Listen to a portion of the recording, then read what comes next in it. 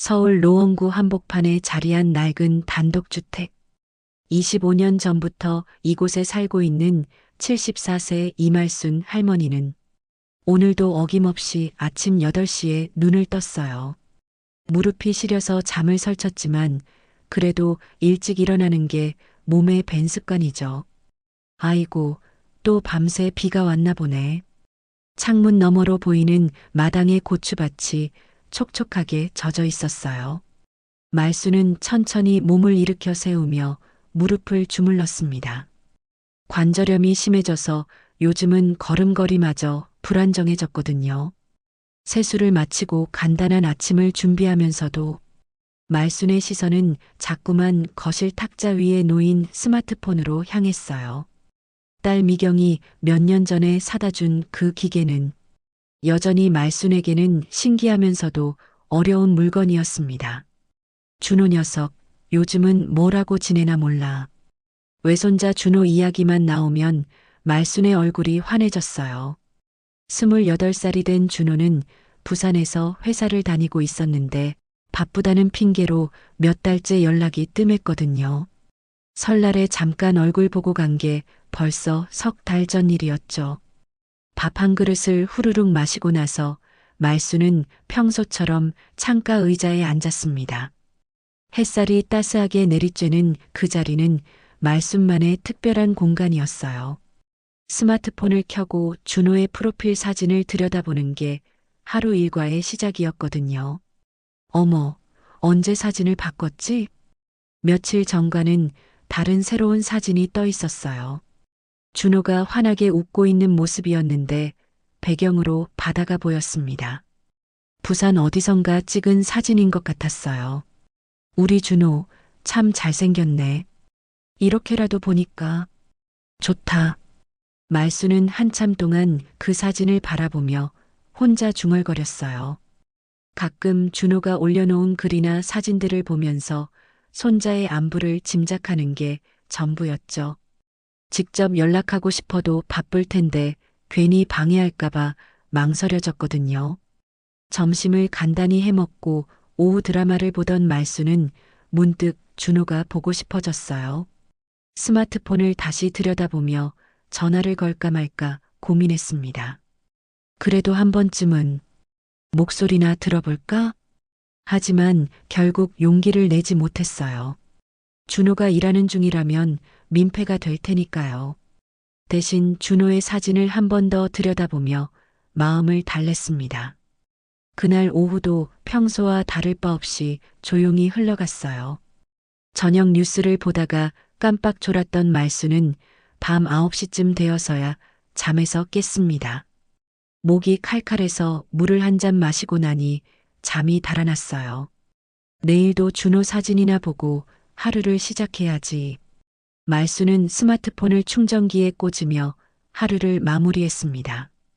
외로운 할머니에게는 멀리 있는 외손자의 프로필 사진 하나가 하루를 버텨내는 힘이었거든요. 하지만 말수는 아직 몰랐어요. 내일이 자신의 인생을 완전히 바꿔놓을 날이라는 걸 말이에요. 다음 날 아침도 어김없이 8시에 시작되었어요. 말수는 평소보다 컨디션이 좋았습니다. 밤새 꿈에서 준호를 만났거든요. 어린 시절 준호가 할머니 무릎에 앉아서 동화책을 읽어달라고 조르던 그 모습 말이에요. 참 좋은 꿈이었는데 말수는 기분 좋게 아침 준비를 마쳤습니다. 오늘은 왠지 준호에게서 연락이 올 것 같은 예감이 들었어요. 근거 없는 기대였지만 할머니의 마음은 그런 작은 희망으로도 충분히 설렜거든요. 창가 자리에 앉아 스마트폰을 켜니 준호의 프로필 사진이 여전히 환하게 웃고 있었어요. 말수는 그 사진을 한참 들여다보며 준호가 건강하게 지내고 있기를 바랐습니다. 점심시간이 되자 말수는 간단히 미역국을 끓였어요. 혼자 먹는 밥이라 늘 양이 적었지만 그래도 정성스럽게 차려놓고 먹는 게 습관이었거든요. 식사를 마치고 설거지를 하던 중이었습니다. 오후 2시 10분, 갑자기 전화벨이 울렸어요. 말수는 깜짝 놀라며 스마트폰을 확인했습니다. 화면에는 모르는 번호가 떠 있었어요. 평소 같으면 받지 않았을 텐데 오늘은 왠지 받고 싶었습니다. 혹시 준호가 새 번호로 바꾼 건 아닐까 하는 생각이 들었거든요. 여보세요? 할머니, 나야. 준호야. 전화기 너머로 들려오는 목소리에 말순의 심장이 뛰기 시작했어요. 분명 준호의 목소리 같았는데 뭔가 이상했습니다. 평소보다 톤이 낮고 울먹이는 것 같았거든요. 준호야, 너 왜 목소리가 그래? 어디 아파? 할머니, 지금 휴대폰이 고장나서 낯선 번호로 전화했어. 나 사고 났어. 말순의 손이 떨리기 시작했어요. 사고라는 말에 온몸의 혈관이 얼어붙는 것 같았습니다. 사고? 무슨 사고? 다친 데는 없어? 할머니, 나 큰일 났어. 사람을 다치게 했어. 합의금 3천만 원만 먼저 보내주면 형사처벌은 안 받는데 지금 병원이고 경찰도 같이 있어. 전화기 너머로 들려오는 준호의 목소리는 점점 절망적이 되어갔어요. 말수는 머릿속이 하얘졌습니다. 손자가 사고를 냈다는 말에 어떻게 반응해야 할지 몰랐거든요. 3천만 원? 그런 큰 돈을. 준호야, 진짜 너 맞지? 목소리가 좀 이상한데. 할머니, 목소리가 이상한 게 당연하지. 나 지금 울고 있잖아. 정말 급해. 변호사님이 계좌 알려드릴 거야. 말수는 혼란스러웠어요. 목소리가 우리 준호 같기도 하고 조금 다른 것 같기도 했거든요. 하지만 생각할 틈도 없이 전화가 끊어졌습니다. 그로부터 10분 후 또 다른 전화가 걸려왔어요. 안녕하세요. 저는 김철수 변호사입니다.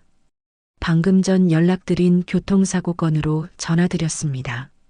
차분하고 믿음직한 목소리였어요. 말수는 조금 안심이 되었습니다. 피해자 가족 측과 협의 중입니다. 금일 중으로 합의금 3천만 원을 입금하시면 형사처벌은 피할 수 있습니다. 하지만 오늘 저녁 6시까지 입금이 되지 않으면 준호 씨는 구속될 수밖에 없습니다. 구속이요? 우리 준호가요? 말순의 목소리가 떨렸어요. 손자가 감옥에 간다는 생각만으로도 가슴이 미어졌거든요.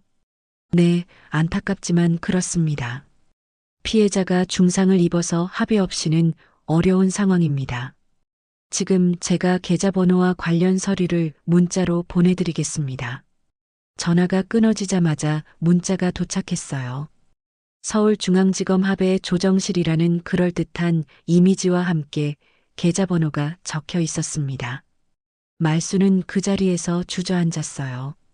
3천만 원이라는 돈이 얼마나 큰 돈인지 잘 알고 있었거든요. 하지만 손자를 위해서라면 어떻게든 해야겠다는 생각뿐이었습니다. 준호야, 할머니가 꼭 도와줄게. 말수는 떨리는 손으로 통장을 찾기 시작했어요. 평생 모은 적금과 예금을 합치면 간신히 그 돈을 만들 수 있을 것 같았거든요. 하지만 아직 말수는 몰랐어요. 이 모든 게 정교하게 짜인 함정이라는 걸 말이에요. 말수는 집안을 뒤지기 시작했어요. 서랍장 깊숙이 보관해 두었던 통장들을 하나씩 꺼내며 잔고를 확인했습니다. 20년 넘게 푼돈을 모아온 적금 통장, 용돈이 생길 때마다 조금씩 넣어둔 예금 통장까지 모두 합쳐봤어요. 2,500만 원. 아직 500만 원이 부족하네. 말순의 얼굴이 어두워졌어요. 하지만 포기할 수는 없었습니다. 손자를 감옥에 보낼 수는 없었거든요. 그때 문득 떠오른 게 있었어요.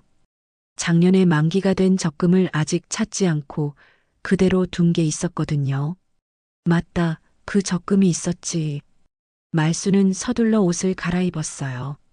평소보다 단정하게 옷을 차려입고 가방에 통장들을 넣었습니다. 무릎이 아팠지만 참고 집을 나섰어요. 동네 은행까지는 걸어서 15분 정도 걸렸어요. 평소보다 빠른 걸음으로 걸었지만 중간중간 숨이 차서 쉬어가야 했습니다. 그럴 때마다 준호의 목소리가 머릿속에 맴돌았어요. 할머니, 나 큰일 났어. 은행에 도착한 말수는 번호표를 뽑고 기다렸어요. 오후 3시가 넘은 시간이라 사람이 많지 않았지만 말순에게는 1분 1초가 초조했습니다. 변호사가 6시까지라고 했으니 시간이 많지 않았거든요. 32번 고객님, 드디어 말순의 차례가 되었어요. 창구 직원은 20대 후반 정도 되어 보이는 젊은 여성이었습니다. 어르신, 무엇을 도와드릴까요? 이 적금을 해지하고 싶어요. 그리고 다른 통장에서도 돈을 좀 빼려고 하는데 말수는 떨리는 손으로 통장들을 내밀었어요. 직원은 통장을 확인하며 컴퓨터를 두드렸습니다. 어르신, 이 적금은 중도 해지하시면 이자가 많이 깎여요. 정말 해지하실 건가요? 네, 급한 일이 있어서요. 알겠습니다. 그런데 이렇게 큰 금액을 한꺼번에 인출하시는 특별한 이유가 있으신가요? 요즘 보이스피싱 같은 사기가 많아서 확인차 여쭤보는 거예요. 말수는 잠깐 망설였어요. 하지만 손자 일을 남에게 자세히 말하고 싶지 않았습니다. 가족 일로 급하게 돈이 필요해서요. 직원은 고개를 끄덕이며 절차를 진행했어요. 20분 정도 걸려서 모든 해지와 인출이 끝났습니다. 말순의 가방 안에는 3천만 원이 넘는 현금이 들어 있었어요. 은행을 나서자마자 말순의 휴대폰이 울렸어요. 또 모르는 번호였습니다. 할머니, 나 준호야. 어떻게 됐어? 돈 준비됐어? 준호야, 할머니가 지금 은행에서 돈을 뺐어. 그런데 어떻게 보내면 되는 거야? 할머니, 정말 고마워. 지금 바로 ATM으로 가서 변호사님이 알려준 계좌로 보내주면 돼. 빨리 해줘야 해. 경찰이 자꾸 재촉하고 있어. 전화기 너머로 들려오는 준호의 목소리는 더욱 다급해졌어요. 말수는 가슴이 두근거렸습니다. 알았어, 준호야. 할머니가 지금 바로 보낼게. 은행 앞 ATM 코너로 향하는 말순의 발걸음은 무거웠어요. 3천만 원이라는 돈이 얼마나 큰 돈인지 잘 알고 있었거든요. 하지만 손자를 위해서라면 아깝지 않았습니다. ATM 앞에 서서 말수는 문자로 받은 계좌번호를 다시 한번 확인했어요. 복잡한 숫자들이 빼곡히 적혀 있었습니다. 평소 ATM 사용이 서툴렀던 말수는 몇 번이나 잘못 누르며 다시 시작해야 했어요. 이상하네. 왜 이렇게 어렵지? 하지만 포기할 수는 없었습니다. 준호가 기다리고 있었고 시간은 점점 흘러가고 있었거든요. 말수는 천천히 신중하게 숫자를 입력하기 시작했어요. 첫 번째 시도에서 비밀번호를 틀렸어요. 긴장해서 평소 쓰던 번호가 기억나지 않았습니다. 두 번째 시도에서도 실패했어요. 세 번째가 되어서야 겨우 성공했습니다. 후, 이제 송금만 하면 되는구나. 말수는 떨리는 손으로 계좌번호를 입력했어요. 숫자가 길어서 몇 번이나 다시 확인했습니다. 송금 금액란에 3천만 원을 적었을 때 말순의 가슴이 철렁 내려앉았어요. 이 돈이면 몇 년은 살 수 있는 돈이었거든요. 하지만 준호를 위해서라면, 지금 이 돈 안 보내면 준호 인생이 망가질지도 몰라. 말수는 눈물 한 줄기가 흘러내리는 걸 느꼈어요. 하지만 주저하지 않고 송금 버튼을 눌렀습니다. 오후 4시 20분. ATM 화면에 입금 완료 3천만 원이라는 문구가 떠올랐어요. 말수는 그 글자를 멍하니 바라보며 실감이 나지 않았습니다. 평생 모은 돈이 단 몇 초 만에 사라져버린 거예요. 이제 준호가 괜찮아지겠지. 말수는 힘이 빠져서 ATM 옆 의자에 주저앉았어요. 다리가 후들거려서 서 있을 수가 없었거든요. 가방 안에는 영수증만 덩그러니 남아 있었습니다. 그때였어요. 휴대폰이 다시 울렸습니다. 이번에는 화면에 준호라는 이름이 떠 있었어요. 평소 준호가 쓰던 번호였습니다. 준호가 또 전화를 하네. 말수는 이상하다고 생각했지만 서둘러 전화를 받았어요. 할머니, 지금 뭐 하세요? 전화기 너머로 들려오는 준호의 목소리는 아까와 완전히 달랐어요. 맑고 밝은 목소리였습니다. 울먹이는 기색도 없고 다급한 느낌도 전혀 없었거든요. 준호야, 너 지금 어디 있어? 병원에 있다고 하지 않았어? 병원이요? 할머니, 무슨 말씀이세요? 저 지금 회사에 있는데요. 아까 엄마가 이상한 문자 받았다고 저한테 전화하라고 해서 연락드린 거예요. 말순의 머릿속이 하얘졌어요. 방금 전까지 통화했던 준호와 지금 통화하고 있는 준호가 다른 사람인 건가요? 준호야. 그럼 너 사고 안 났어? 사고요? 할머니, 저 멀쩡해요. 무슨 사고를 말씀하시는 거예요? 그 순간 말순의 온몸에서 힘이 빠졌어요. 떨리는 목소리로 물었습니다. 그럼 아까 전화한 건 너 아니었구나. 할머니, 무슨 일이세요? 목소리가 이상해요. 말수는 가까스로 상황을 설명했어요. 낯선 번호로 온 전화, 사고 났다는 말, 3천만 원 합의금 이야기까지 모든 걸 털어놨습니다. 할머니, 그거 보이스피싱이에요. 혹시 돈 보내신 건 아니죠? 준호의 목소리가 급하게 변했어요. 하지만 이미 늦었습니다. 나 방금 전에 3천만 원을 보냈어. 전화기 너머로 준호의 한숨 소리가 들렸어요. 말수는 그제야 자신이 당한 걸 완전히 깨달았습니다.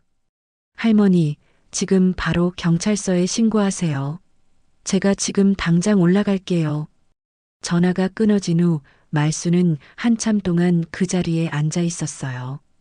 주변 사람들이 지나다니는 소리도 들리지 않았고 시간이 얼마나 흘렀는지도 모르겠더라고요. 내가 속은 거구나. 말순의 눈에서 눈물이 주르륵 흘러내렸어요. 바보 같은 자신이 한심했고 평생 모은 돈을 잃었다는 현실이 받아들여지지 않았거든요. 1시간 후 동네 파출소에 도착한 말수는 담당 경찰관에게 사건을 신고했어요. 이름이 김영진인 40대 경찰관은 말순의 이야기를 들으며 안타까운 표정을 지었습니다. 어르신, 언제 송금하셨죠? 4시 반쯤요. 지금 2시간 정도 지났네요. 김영진 경찰관은 즉시 은행에 연락을 취했어요. 하지만 예상했던 대로였습니다. 죄송합니다, 어르신. 돈은 이미 인출된 후 사라진 상태입니다.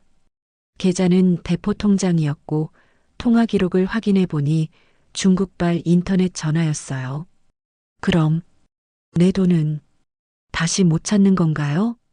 현실적으로 어렵습니다. 요즘 보이스피싱 사기단들은 AI 기술을 이용해서 목소리까지 복제합니다. 피해자 이름, 가족관계, 심지어 목소리 억양까지 그대로 흉내내거든요. 김영진 경찰관의 말에 말수는 더욱 절망적이 되었어요. 그동안 뉴스에서 보이스피싱 이야기를 들을 때마다 나는 절대 안 당할 텐데라고 생각했었거든요. 보낸 링크, 서류, 번호, 목소리 모든 게 정교하게 조작된 겁니다. 어르신만 당하신 게 아니에요. 이런 사건이 하루에도 수십 건씩 발생하고 있거든요. 말수는 고개를 떨구었어요. 자신의 어리석음이 원망스러웠지만 이미 되돌릴 수 없는 일이었습니다. 저녁 7시쯤 준호가 부산에서 KTX를 타고 올라왔어요. 파출소 앞에서 할머니를 만난 준호는 말순을 꼭 껴안았습니다. 할머니, 괜찮으세요? 준호야. 할머니가 너무 바보 같았지. 아니에요, 할머니. 요즘 사기꾼들이 너무 교묘해졌어요. 할머니 잘못이 아니에요. 하지만 말순의 마음은 이미 무너져 있었어요. 3천만 원이 단순히 돈의 문제가 아니었거든요. 그건 말순이 평생에 걸쳐 쌓아온 모든 것이었으니까요. 집으로 돌아온 말순은 며칠 동안 제대로 일어나지 못했어요. 준호가 회사에 휴가를 내고 할머니 곁에 머물렀지만 말순의 상태는 나아지지 않았습니다. 할머니, 밥 좀 드세요. 하루 종일 아무것도 안 드셨잖아요. 준호가 죽을 끓여서 가져왔지만 말순은 고개만 돌릴 뿐이었어요. 입맛이 없었고 뭘 해도 의미가 없다는 생각만 들었거든요. 나 같은 바보가 밥을 먹을 자격이나 있나? 할머니, 그런 말씀하지 마세요. 할머니가 나쁜 게 아니라 사기꾼들이 나쁜 거잖아요. 하지만 말순의 자책감은 점점 깊어져만 갔어요. 밤에는 잠도 제대로 오지 않았습니다. 눈을 감으면 자꾸 그날 일이 떠오르더라고요. 할머니, 나 큰일 났어. 그 목소리가 정말 준호 목소리 같았던 게 계속 머릿속을 맴돌았어요. 어떻게 그렇게 똑같이 흉내낼 수 있는지 이해할 수 없었거든요. 사흘째 되는 날 딸 미경이 급하게 달려왔어요. 준호에게서 연락을 받고 부산에서 올라온 거였습니다. 엄마, 왜 이러세요? 밥도 안 드시고. 미경아, 엄마가 너무 바보 같은 짓을 했구나. 말수는 딸에게 모든 상황을 설명했어요. 미경의 얼굴이 점점 어두워졌습니다. 엄마, 그 돈이면 알아. 몇 년은 살 수 있는 돈이었지. 이제 엄마가 너희한테 집만 될 것 같아. 엄마, 그런 말씀하지 마세요. 돈은 다시 벌면 되는 거잖아요. 하지만 말순에게는 그 돈이 단순한 돈이 아니었어요. 남편이 돌아가신 후 혼자서 20년 넘게 푼 돈을 모아온 결과물이었거든요. 하루에 1,000원씩이라도 아껴서 모은 소중한 돈이었어요. 그 돈으로 준호 결혼할 때 도와주려고 했는데 이제 그것도 못하겠네. 말수는 자꾸만 눈물이 나왔어요. 외손자에게 도움이 되고 싶었는데 오히려 걱정만 끼치게 되었다는 생각에 가슴이 미어졌습니다. 할머니, 제가 뭘 그런 걸로 도움받을 생각을 했겠어요. 할머니만 건강하시면 그걸로 충분해요. 준호가 말순의 손을 잡으며 위로했지만 말순의 마음은 쉽게 달래지지 않았어요. 그날 저녁 미경과 준호는 부엌에서 조용히 대화를 나누었어요. 준호야, 할머니 상태가 너무 심각한 것 같아. 병원에 한번 모시고 가봐야겠어. 엄마도 그렇게 생각해요? 할머니가 밥도 거의 안 드시고 밤에도 계속 뒤척이세요. 응, 우울증이 올 수도 있어. 그 나이에 그런 큰 충격을 받으시면. 이틀 후 말수는 병원에 갔어요.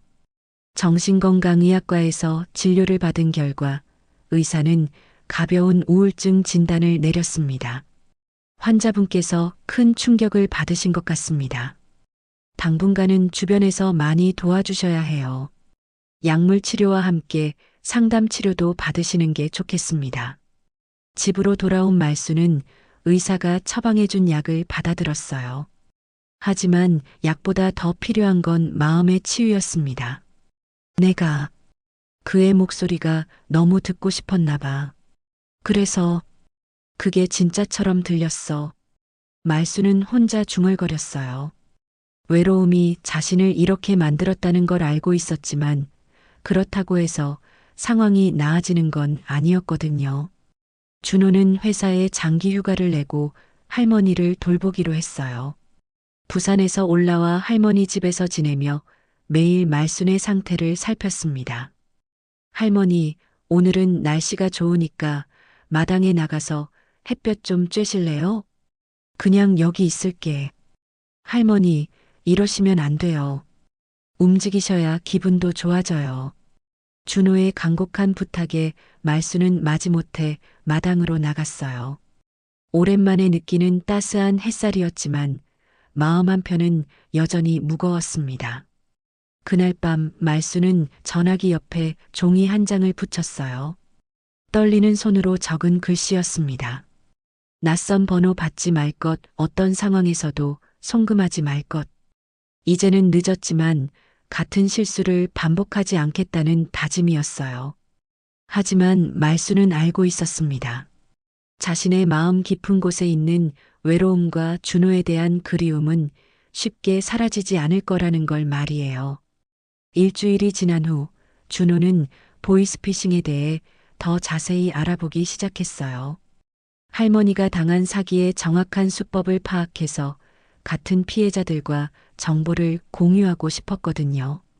할머니, 혹시 그때 받으신 문자나 통화 내용 기억나세요? 응. 변호사라는 사람이 서울중앙지검 어쩌고 하는 서류를 보냈었는데 말수는 스마트폰을 뒤져서 그날 받은 문자를 찾았어요. 준호가 그 이미지를 자세히 살펴보니 정말 정교하게 만들어진 가짜 서류였습니다. 와, 이거 진짜 검찰청에서 보낸 것 같네요. 로고부터 서식까지 완벽하게 따라했어요. 준호는 인터넷에서 관련 정보를 찾아봤어요. 최근 들어 보이스피싱 수법이 얼마나 발전했는지 알 수 있었습니다. 할머니, 이거 보세요. 요즘은 인공지능으로 목소리를 합성한대요. 제 목소리를 몇 초만 들으면 똑같이 만들 수 있다고 하네요. 그럼 정말 내 목소리였던 거야? 네, 제 SNS에 올린 영상이나 음성 메시지를 분석해서 만든 것 같아요. 무서운 세상이 됐네요. 말수는 그제야 자신이 왜 그렇게 쉽게 속았는지 이해할 수 있었어요. 정말 준호의 목소리였다면 의심하지 않는 게 당연했거든요. 며칠 후 경찰서에서 연락이 왔어요. 같은 수법으로 피해를 당한 사람들이 더 있다는 소식이었습니다.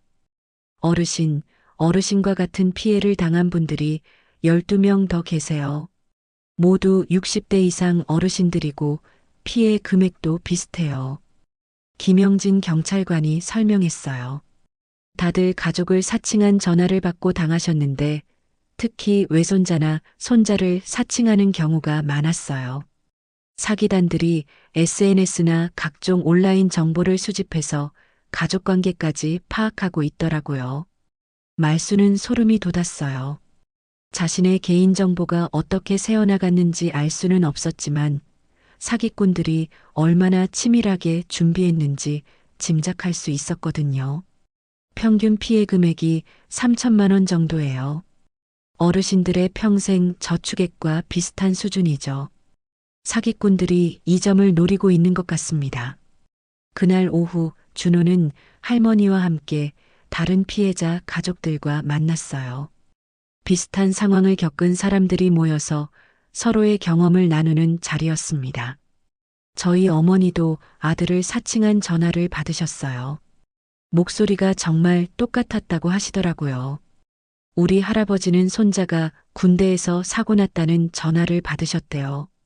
이등병이라서 돈이 없다고 하니까 완전히 믿으셨던 거죠. 각자의 사연을 들으면서 말수는 자신만 당한 게 아니라는 걸 알게 되었어요. 조금씩 마음이 편해지기 시작했습니다. 사기꾼들이 우리 어르신들의 가족 사랑을 이용하는 거예요. 정말 나쁜 놈들이죠. 한 가족이 분노하며 말했어요. 모든 사람들이 고개를 끄덕였습니다. 그 자리에서 만난 72세 박영수 할아버지는 말순과 비슷한 경험을 했어요. 나도 처음엔 내가 바보 같다고 생각했어. 하지만 알고 보니 이 사기꾼들이 몇 달 전부터 우리 정보를 수집하고 있었더라고. 손자 이름 다니는 학교, 심지어 목소리까지. 정말 그래요? 응, 경찰에서 조사해 보니까 우리 손자 SNS까지 다 뒤져봤대. 평소에 쓰는 말투, 할아버지 부르는 방식까지 다 분석했다고 하더라고. 말수는 충격을 받았어요. 사기꾼들이 단순히 운에 맡겨서 전화를 건 게 아니라 치밀하게 계획하고 준비한 범죄였던 거예요. 그럼 우리가 속은 게 당연한 거네요. 이렇게 준비를 해놨으면. 맞아. 우리 잘못이 아니야. 범죄자들이 나쁜 거지. 박영수 할아버지의 말에 말수는 조금씩 자책감에서 벗어날 수 있었어요. 집으로 돌아오는 길에 준호가 말했어요. 할머니, 이제 좀 마음이 편해지셨죠? 응, 나만 당한 게 아니구나 싶어서. 그래도 여전히 속상하지만. 당연히 속상하시죠.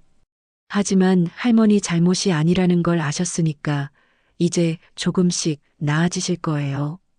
그날 밤 말수는 오랜만에 제대로 된 식사를 했어요.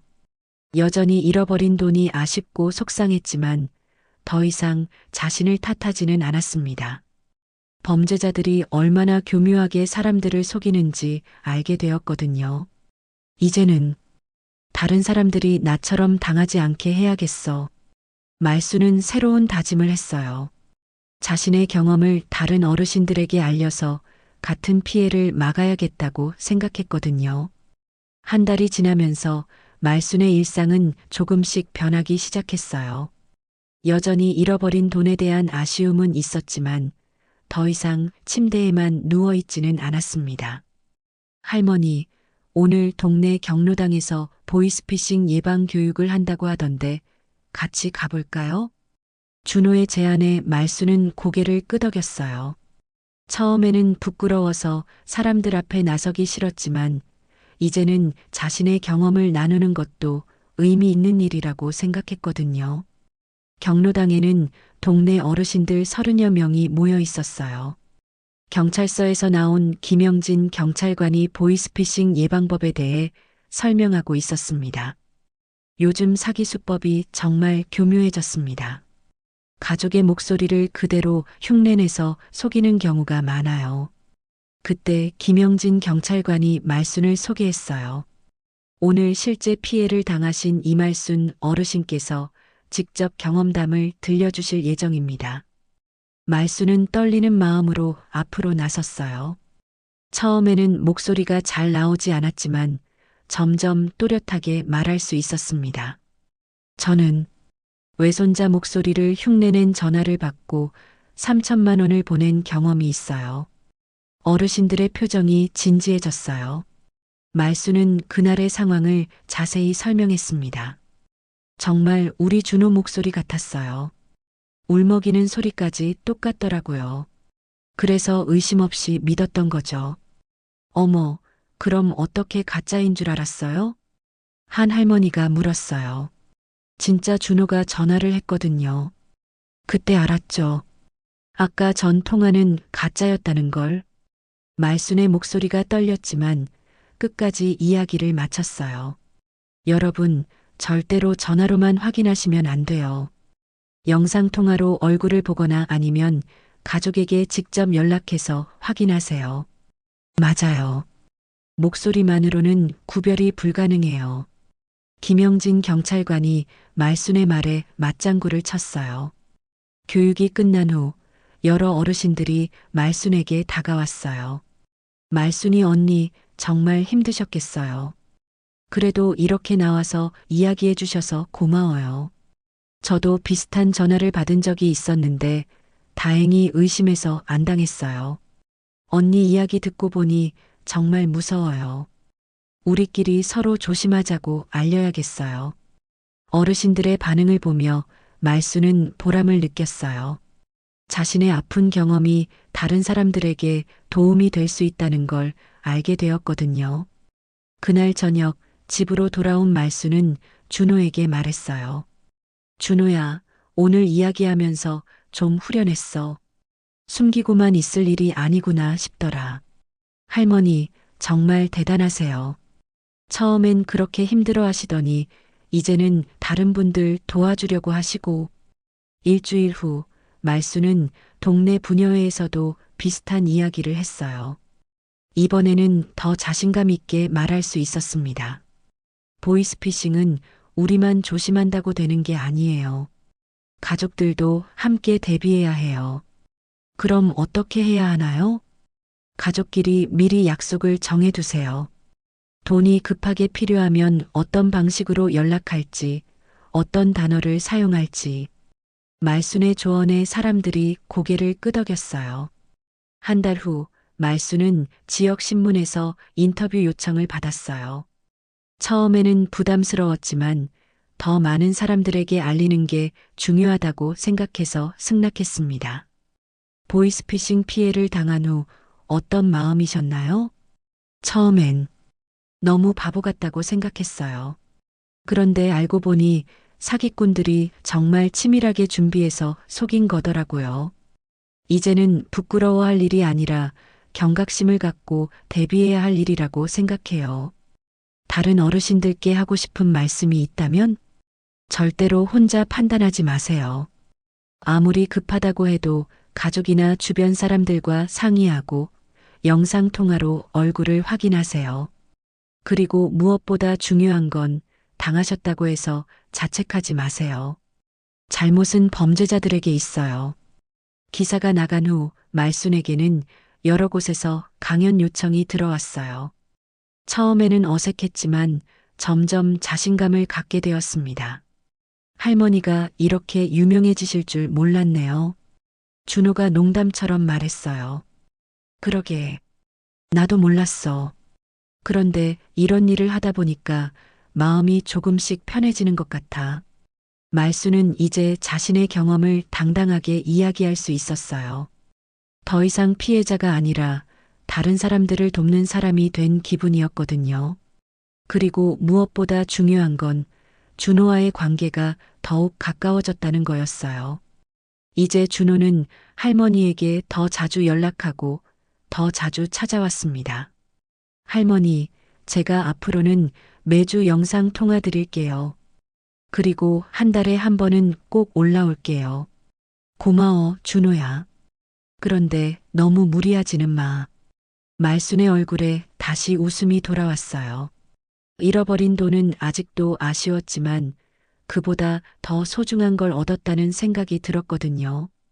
반년이 지난 어느 가을날 말순은 서울시청에서 열리는 보이스피싱 예방 캠페인 행사에 특별 강연자로 초대받았어요. 시청 대강당에는 200여 명의 시민들이 모여 있었습니다. 안녕하세요. 저는 올해 75살 이말순입니다. 말순의 목소리는 더 이상 떨리지 않았어요. 지난 몇 달간 수십 번의 강연을 통해 자신감을 얻었거든요. 저는 작년에 보이스피싱으로 3천만 원을 잃었습니다. 하지만 오늘 여러분 앞에 서 있는 이유는 그 돈 때문이 아니에요. 청중들의 시선이 말순에게 집중되었어요. 제가 깨달은 건 보이스피싱 범죄자들이 우리의 가족 사랑을 이용한다는 거예요. 외로운 어르신들의 마음을 파고들어서 소중한 가족을 위험에 빠뜨린 것처럼 속이죠. 말순은 그날의 상황을 생생하게 들려주었어요. 외손자 준호의 목소리를 그대로 흉내낸 전화, 정교하게 조작된 서류, 그리고 자신이 느꼈던 절망감까지 모든 걸 솔직하게 이야기했습니다. 여러분, 특히 자녀분들께 부탁드려요. 부모님께 자주 안부 전화를 드리세요. 그리고 혹시 급하게 돈이 필요한 상황이 생기면 어떤 방식으로 연락할지 미리 정해두세요. 강연이 끝난 후 한 중년 남성이 말순에게 다가왔어요. 어머니, 정말 감동적인 이야기였습니다. 저도 부모님께 더 자주 연락드려야겠어요. 그럼 됐어요. 그게 가장 좋은 예방법이거든요. 행사가 끝나고 집으로 돌아가는 길에 준호가 함께했어요. 요즘 준호는 부산에서 서울로 직장을 옮겨서 할머니와 더 가까운 곳에서 살고 있었거든요. 할머니, 오늘 정말 멋있으셨어요. 처음에 그렇게 힘들어 하시던 분이 맞나 싶을 정도로요. 그러게. 나도 신기해. 이런 일을 하게 될 줄 몰랐어. 할머니 덕분에 얼마나 많은 분들이 도움을 받으셨을까요? 지난 반년 동안 말순의 강연을 들은 사람들로부터 감사 인사가 계속 들어왔어요. 어떤 할머니는 비슷한 전화를 받았지만 말순의 이야기를 기억해서 사기를 피할 수 있었다고 했고, 어떤 가족은 부모님과 보이스피싱 대비책을 미리 상의했다고 연락이 왔거든요. 집에 도착한 말순은 창가 자리에 앉았어요. 예전과 같은 자리였지만 이제는 의미가 달랐습니다. 더 이상 외로움을 달래기 위해 앉는 자리가 아니라 하루를 정리하고 내일을 계획하는 자리가 되었거든요. 준호야, 내일 또 강연이 있다고 했지? 네, 이번엔 강서구 경로당에서요. 할머니 괜찮으세요? 물론이지. 이제는 이런 일이 너무 보람차. 말수는 스마트폰을 꺼내서 준비해둔 강연 자료를 확인했어요. 예전에는 스마트폰이 어렵기만 했는데 이제는 능숙하게 다룰 수 있게 되었습니다. 그때 전화벨이 울렸어요. 화면에는 미경이라고 뜨더라고요. 엄마, 뉴스 봤어요? 엄마 나오던데? 그래. 뭐라고 나왔는데? 보이스피싱 예방 활동으로 서울시에서 감사패를 받으신다고 하던데요. 정말 대단하세요. 말수는 깜짝 놀랐어요. 그런 이야기는 처음 듣는 거였거든요. 다음 주 정말로 서울시에서 연락이 왔어요. 시민 안전지킴이 상을 준다는 소식이었습니다. 시상식 날 말수는 정장을 차려입고 시청에 갔어요. 준호와 미경도 함께 했습니다. 이말순 어르신께서는 보이스피싱 피해 경험을 바탕으로 시민들의 안전의식 제고에 크게 기여하셨습니다. 시장님이 직접 상패를 전달하며 말했어요. 감사합니다. 앞으로도 더 많은 분들이 저와 같은 피해를 당하지 않도록 열심히 활동하겠습니다. 말순의 목소리는 당당했어요. 시상식이 끝난 후 가족들과 함께 식사를 하면서 말수는 지난 1년을 돌아봤어요. 작년 이맘때만 해도 정말 절망적이었는데 이제는 오히려 감사한 마음이 들어. 할머니, 왜요? 그 일이 있었기 때문에 너희들과 더 가까워졌고 다른 사람들도 도울 수 있게 됐잖아. 돈은 잃었지만 더 소중한 걸 얻었어. 준호가 할머니의 손을 잡았어요. 할머니, 정말 존경해요. 그런 힘든 일을 이렇게 의미 있는 일로 바꾸시다니. 그날 저녁 집으로 돌아온 말수는 전화기 옆에 붙여둔 종이를 다시 보았어요. 낯선 번호 받지 말 것, 어떤 상황에서도 송금하지 말 것. 이제는 그 종이가 자신만을 위한 게 아니라는 걸 알았어요. 집에 놀러 오는 동네 할머니들도 보고 강연에 오는 분들도 기억할 수 있도록 그 자리에 그대로 둘 거였거든요. 내일부터 또 바쁜 하루가 시작되겠네. 말수는 달력을 보며 혼자 중얼거렸어요. 내일은 노원구 다른 동네 경로당에서 강연이 있고 모레는 지역신문 인터뷰가 있었습니다. 예전 같으면 이런 일정들이 부담스러웠을 텐데 이제는 오히려 기대가 되었어요. 자신의 이야기를 통해 한 사람이라도 더 보이스피싱 피해를 막을 수 있다면 그걸로 충분했거든요. 그날 밤 말수는 오랜만에 편안한 잠에 들었어요. 꿈속에서는 젊은 시절의 자신이 나와서 말했어요. 잘했어, 말수나. 정말 잘했어. 아침이 되자 말수는 평소보다 일찍 일어났어요. 오늘도 누군가에게 도움이 될 하루가 시작되는 거였거든요. 창가에 앉아 아침 햇살을 받으며 말수는 생각했어요. 한 통의 전화로 전 재산을 잃었지만 그 경험으로 더 많은 사람들을 구할 수 있게 되었구나. 이제 말순에게 매일 아침은 새로운 희망으로 가득했어요. 외로운 할머니가 아니라 많은 사람들에게 필요한 사람이 된 기분이었거든요.